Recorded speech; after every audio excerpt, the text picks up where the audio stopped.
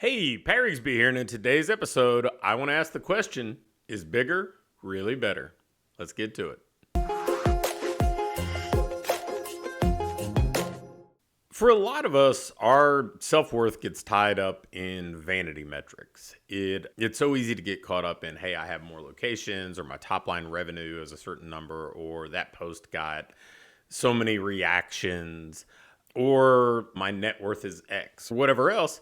And the truth is, it can be really almost addictive to be chasing these vanity metrics. And man, I know I fell into that trap. I can remember vividly early on in my entrepreneurial life chasing that first 7-figure year. Or I remember when I felt like, man, when we launched a franchise saying, I will have made it whenever the franchise is recognized in the Entrepreneur Franchise 500. And I actually remember going to the local bookstore to get the latest episode of Entrepreneur Magazine to see, hey, did we make it? I knew that issue had come out. I didn't have a subscription to Entrepreneur, so I'm like, go check it out, open it up, and there the franchise is. It's listed. It's ranked highest in its actual respective category. And it was just so unfulfilling.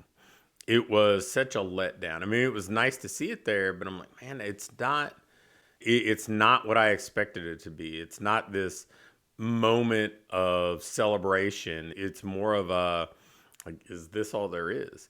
And chasing those vanity metrics for years, it always kind of left me feeling that same way. And I've seen it time and time again with other business owners thinking, okay, this next location will be where I hit that moment of fulfillment, or when I reach this financial milestone, or when I have this many followers. But the reality is, bigger isn't necessarily better is better. And that doesn't mean you shouldn't pursue growth. I am relentlessly trying to pursue growth, but growth is maybe a synonym for improvement rather than just more, because the growth has to be leading you towards where you want to go. You need, as a business owner, you need to have a business that is still kind of pursuing the path that you want to pursue. I remember years ago, very early on in my business life, reading a line from Dan Kennedy, and it being something along the lines of, if you're not careful, you'll create a success that you hate. And it's so easy for people to do that, to paint themselves into a corner because they pursued bigger so ardently that they've got a bunch of employees, they've got a mountain of overhead, they're working crazy hours, and they're not enjoying any of it. It is not at all what they sought to create. And so when you're thinking about where you want to go, how you want to grow, you need to be very intentional about saying, okay, this is what success looks like to me. This is what progress or growth looks like to me. And ideally, it's going to be kind of that North Star for you, that it allows you to make those daily and weekly decisions. It allows you to set milestones between where you are and where you want to go that lead you towards that actual destination.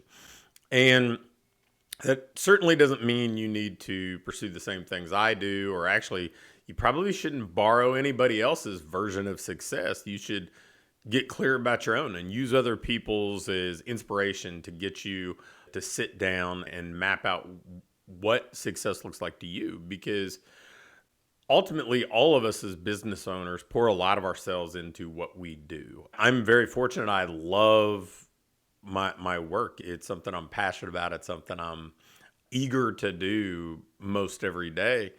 And it's not something I feel like I have to escape from, right? So many people, like, I need a vacation and just get away from this. I'm like, no, if you have to escape from it, you may not be doing the right thing. But it matters what you want to do, or maybe better put, where you want to go, Because each day is an incremental step towards somewhere. And it's important that you know where that destination is. So you're efficient with those steps, you're effective with your efforts, and you don't end out somewhere you don't want to be.